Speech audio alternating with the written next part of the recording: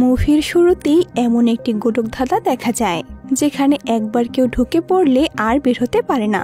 কিন্তু এখানে নাকি মানুষ নিজের ইচ্ছায় আসে, তবে বের হয় অন্য কারো ইচ্ছায়। একবার এই ধাঁধায় গোরেন নামের একজন লোক আটকে পড়ে, আর কিভাবে এখান থেকে বের হওয়া যাবে সেটা কিছুই জানে না। সে ওই জায়গা থেকে নিচে তাকালে দেখতে পায় অগণিত ফ্লোর নিচে নেমে গেছে, আর উপরেও একই অবস্থা। এইসব ফ্লোরগুলো মাঝখানের একটি ফাঁকা জায়গায় সংযুক্ত আছে। গোরেন প্রথমবার এসে চোখ খুললে সামনে একজন বৃদ্ধ লোককে দেখতে পায়, আর এই লোকটি হলো তার পার্টনার। তাদের মতোই এখানকার প্রতিটি ফ্লোরে দুজন করে লোক আছে, আর প্রতিটি রুমের মাঝখানে ওই ফাঁকা জায়গাটি থাকার পেছনেও একটি উদ্দেশ্য আছে, তবে এটা গোরেন জানে না। কিন্তু এই অদ্ভুত জায়গাটির যত নিচে যাওয়া যায় তত ফ্লোরের সংখ্যা বাড়তে থাকে। গোরেনের ফ্লোর নাম্বার হলো 48, আর নিচের গুলো তারপর থেকে 49, 50 এমনি করেই বাড়তে থাকে। তার উপরের ফ্লোরগুলোতে উঠতে পারলে একেবারে 0 ফ্লোর পর্যন্ত যাওয়া যাবে, কিন্তু এখানকার কেউই তাদের ফ্লোর নিচে থেকে পরিবর্তন করতে পারবে না, কারণ সেখানে যাওয়ার কোনো উপায় নেই। আর নিচের ফ্লোরে যাওয়া আর নিজের জীবনের ঝুঁকি নেওয়া একই ব্যাপার, কারণ সেখানে থাকা সুড়ঙ্গে ভুল করে পড়ে গেলেই সে মারা যাবে। এইসব দেখে তার মনে অনেক প্রশ্ন জাগতে থাকে।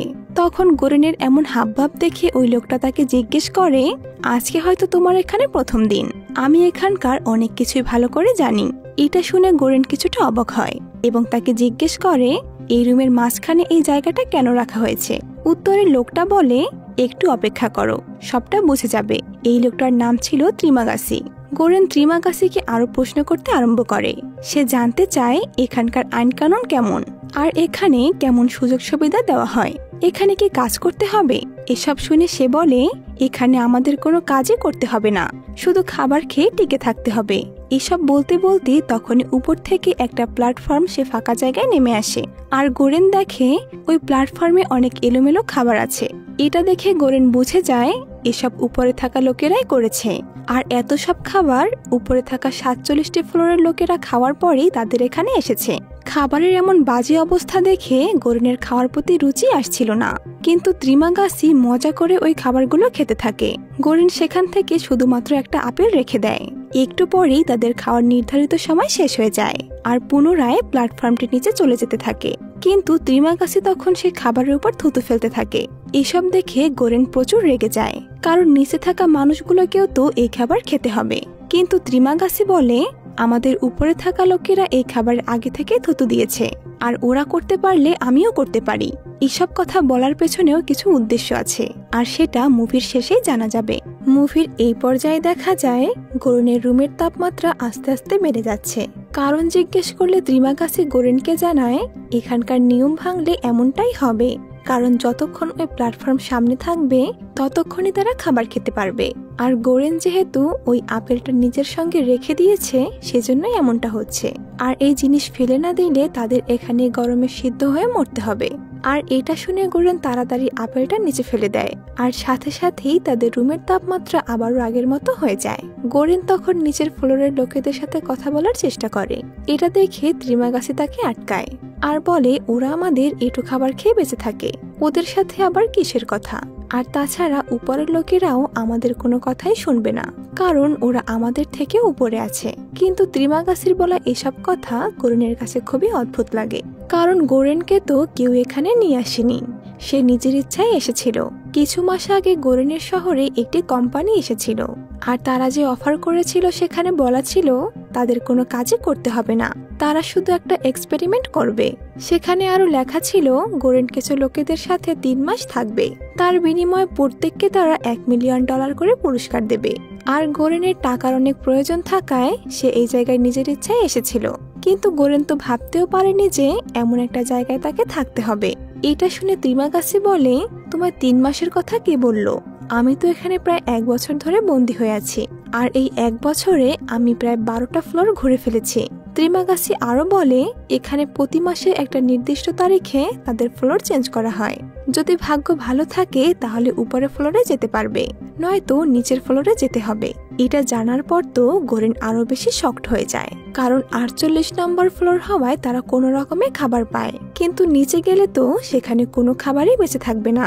তখন ত্রিমাগাসি বলে এটাই ওদের খেলা, সামনে আরো অনেক কিছু দেখতে পাবে। এরপর অনেক সময় কেটে যায়। গোরেন পাশে এসে নিচের ফ্লোরের দিকে তাকায়, আর ঠিক সেই সময়ই ওই খাবারের ফ্লোরটি নিচ থেকে দ্রুত বেগে উপরে উঠে যায়।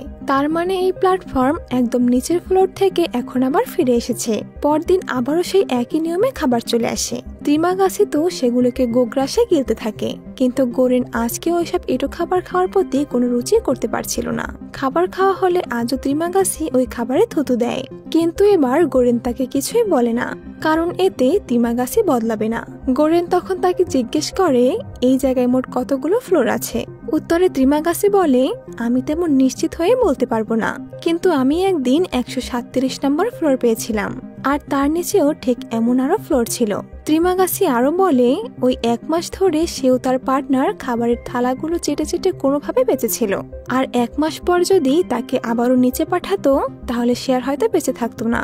এসব শুনে তো গোরেন আরো ভয় পেতে শুরু করে, কিন্তু এখানে শুধু একটাই সুবিধা ছিল যে প্রতি মাসে ফ্লোর চেঞ্জ হলেও পার্টনার একই থাকবে, মানে গোরেন আর ত্রিমাগাসি একসাথেই থাকবে।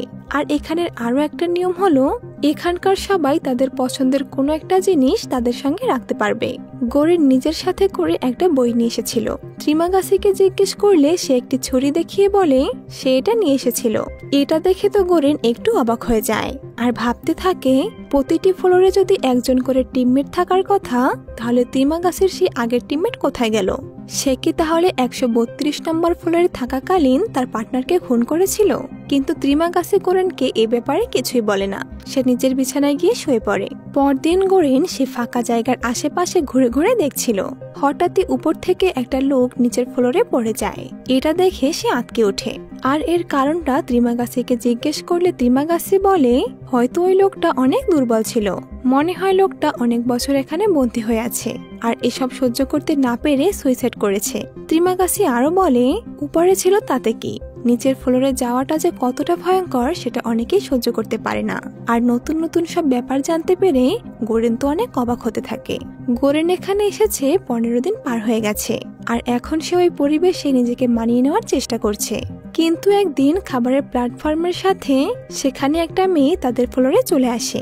মেয়েটিকে দেখে পাগল মনে হচ্ছিল, কিন্তু ত্রিমাগাসি সেসবের দিকে লক্ষ্য না করে খেতেই থাকে, কারণ এই মেয়েটা প্রায় এমন করে খাবারের সাথে অন্য সব ফ্লোরে ঘুরে বেড়ায়। মেয়েটার নাম ছিল মিহারু। সময় শেষ হলে মেয়েটা ওই প্ল্যাটফর্মের সাথেই নিচে চলে যায়, কিন্তু নিচের ফ্লোরের দুজন লোক মিহারুর উপর হামলা করে দেয়। এটা দেখে তো গোরেন তাদের এসব করতে বারণ করে। তারই মধ্যে মিহারু ওই লোক দুজনের উপর ভয়ঙ্করভাবে হামলা করে, আর তার হাতে থাকা ধারালো জিনিসটা দিয়ে তাদের ওখানে মেরে ফেলে। আর আবারও সে ওই প্ল্যাটফর্মে উঠে পড়ে, আর এই কারণেই ত্রিমাগাসি গোরেনকে মিহারুর সাথে কথা বলতে বারণ করেছিল। গোরেন তখন ত্রিমাগাসির কাছে মিহারুর এমন অবস্থার কথা জিজ্ঞেস করে। সে বলে ওই মেয়েটা নাকি ওর বাচ্চাকে খুঁজে বেড়াচ্ছে, কারণ সে আর তার বাচ্চা একই ফ্লোরে থাকতো, কিন্তু পরে নিয়ম পরিবর্তন করে তাদের দুজনকে আলাদা করে দিয়েছে।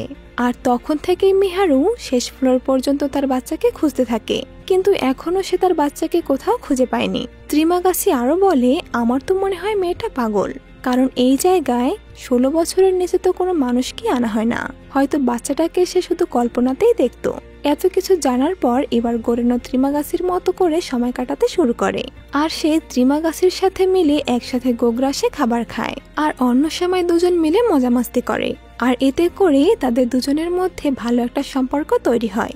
আর এমন করে দেখতে দেখতে 1 মাস পার হয়ে যায়, আর ওই দিন রাতের বেলা সব ফ্লোরে অজ্ঞান হওয়ার ঘাস ছেড়ে দেওয়া হয়, আর সবাই অজ্ঞান হয়ে পড়ে। তারপর দিন গোরেনের জ্ঞান ফিরে আসলে সে নিজেকে হাত পা বাঁধা অবস্থায় একটি রুমে দেখতে পায়, আর ত্রিমাগাসিকে দেখে গোরেন বুঝে যায় এগুলো সেই করেছে।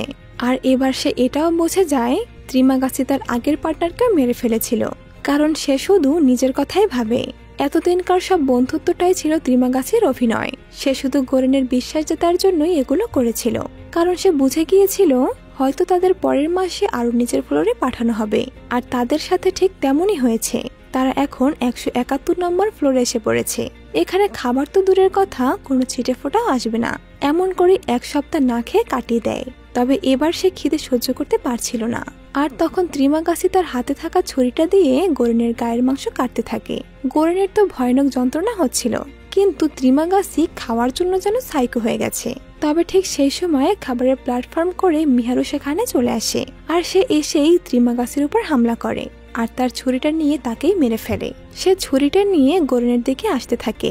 গোরেন তো এসব দেখে ভয় পেয়ে যায়, কিন্তু সে গোরেনকে না মেরে তার বাঁধন কেটে দেয়।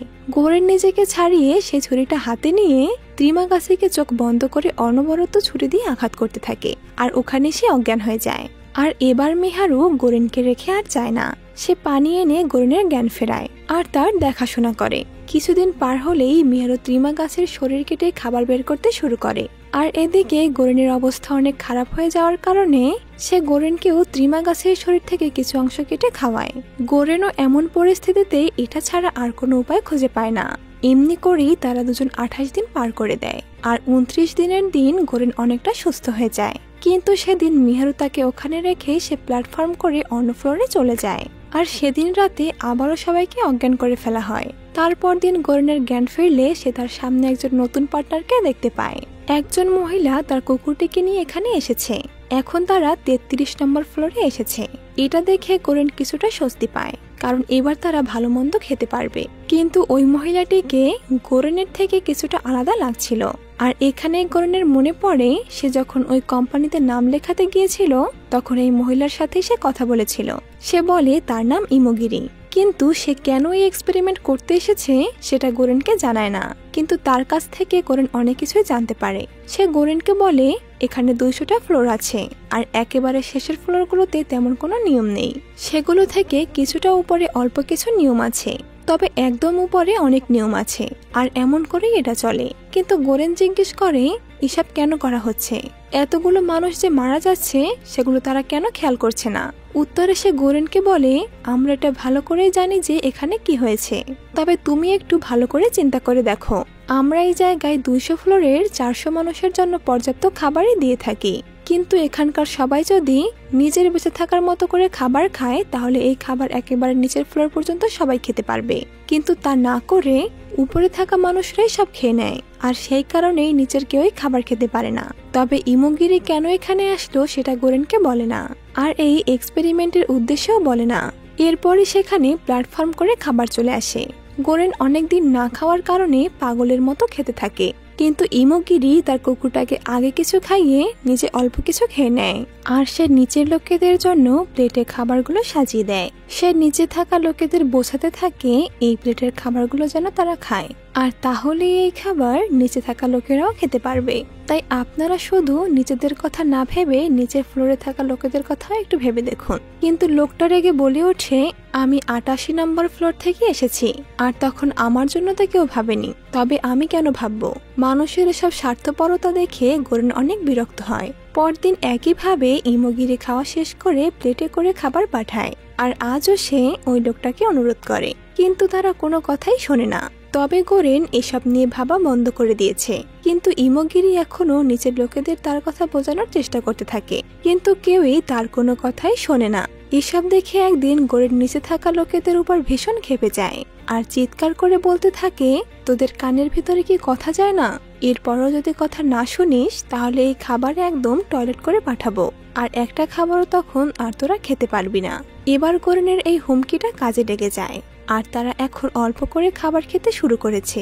কিন্তু এমনটা বেশি দূর যায় না, 2-3 লেভেলের লোকেরাই এটা মেনে চলতো, তারপরের লোকেরা তো কোনো কথাই শুনতো না।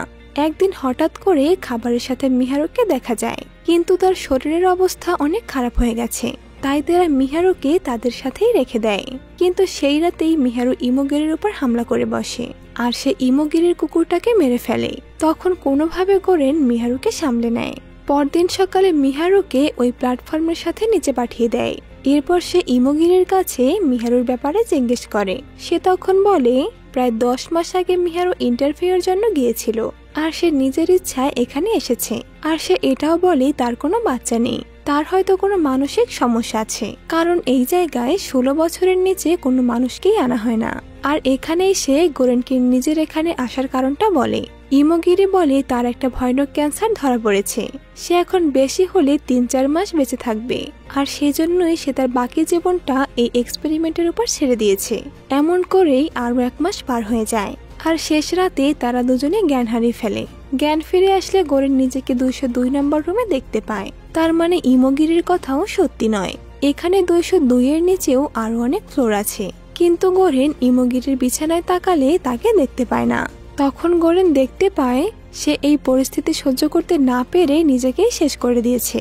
এতদিন সে নিজে এসব শুনেছিল, তবে নিজে এসব এক্সপেরিমেন্ট করে সে বুঝে গেছে এটা কতটা ভয়ানক, আর তা সে কোনো মতেই সহ্য করতে পারেনি।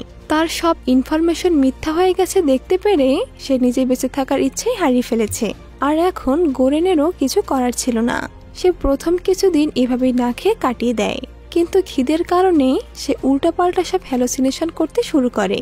আর এবার সে বাধ্য হয়ে ইমোগিরির শরীর কেটে নিজের ক্ষুধা মেটানোর চেষ্টা করে।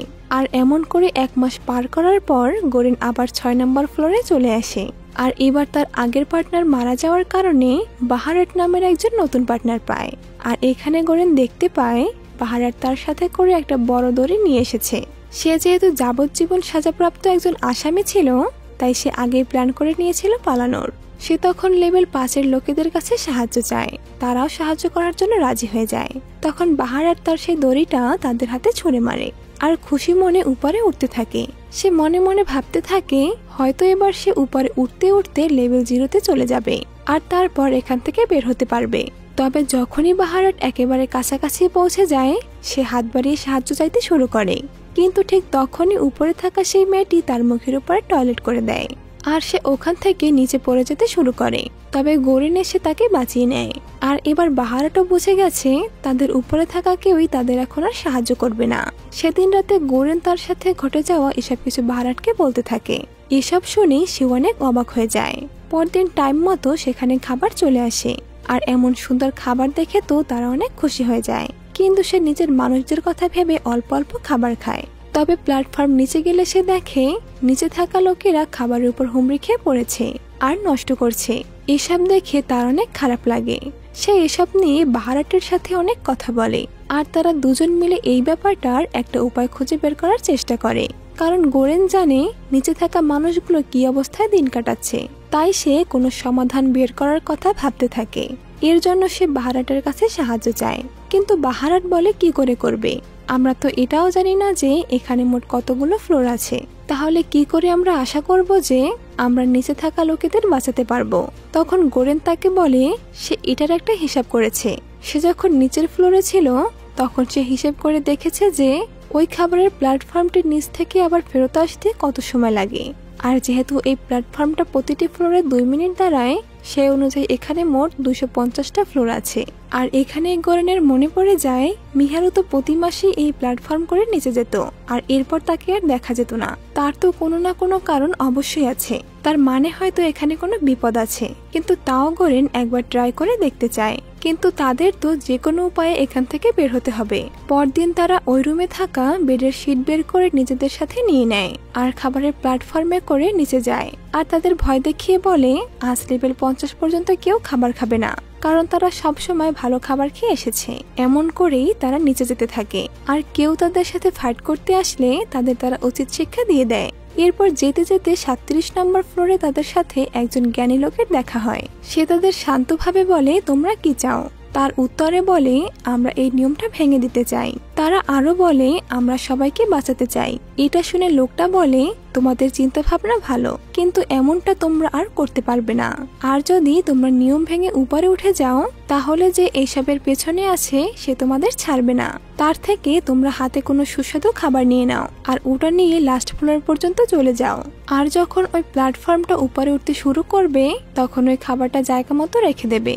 এটা যখন কর্তৃপক্ষ দেখতে পাবে যে এত সুস্বাদু খাবার এতজনের মধ্যে থেকে আবারও ফিরে এসেছে, তখন তারা হয়তো এটা নিয়ে ভাববে, আর হয়তো বা তারা তাদের এই এক্সপেরিমেন্টের কোনো পরিবর্তন করবে, আর আমাদের তো তারা ছেড়েও দিতে পারে। এইসব শুনে তো গোরেন আর বাহারাট কিছুটা ভাবনায় পড়ে যায়। এরপর তারা সেই অনুযায়ী একটা খাবার হাতে নিয়ে নিচে যেতে থাকে আর সেটাকে বাঁচাতে থাকে। আস্তে আস্তে তারা নিচে যেতে থাকে। আর সবাইকে বোঝাতে থাকে তারা যেন অল্প অল্প খাবার খায়। তবে কেউ তাদের কথা না শুনলে তাদের জোর করে কথা শোনায়। তারা যখন 94 নম্বর ফ্লোরে আসে তখন তারা সেখানে মৃতদেহ দেখতে পায়। আর এখানে এখন কেউই বেঁচে নেই, এখানে থাকা দুজনই মারা গেছে। তাই এই ফ্লোরটা সিল করে দেওয়া হয়েছে। আর তারা এটাও খেয়াল করে যে ওই সিল করা ফ্লোরগুলোতে প্ল্যাটফর্ম থামছে না। তারা আরো যখন নিচে যায় সেখানেও এমন মৃতদেহ দেখতে পায়। এমন করে তারা 250 ফ্লোরও পার করে ফেলে। আর এবার তারা বুঝে যায় গোরেনের হিসাবও ভুল ছিল। এমন করে তারা একের পর এক ফ্লোর পার করতে থাকে। তারা ভাবতে পারেনি এখানে কেউ বেঁচে আছে। তবে সেখানে তারা একজন লোক আর মিহারুকে দেখে। আর সেই লোকটা মিহারুকে মেরে তাকে খাওয়ার জন্য রেখে দিতে চেয়েছিল। এসব দেখে বাহারাটার গোরেন তাকে বাঁচানোর জন্য ওই লোকটার সাথে ফাইট করতে থাকে। আর এই ধস্তাধস্তিতে সেই লোকটা সহ মিহারু সেখানে মারা যায়। আর বাহারাটও অনেক আঘাত পায়। তবে কোনো উপায় না পেয়ে গোরেন বাহারাটকে নিয়ে আবারও প্ল্যাটফর্মে করে নিচে যেতে থাকে।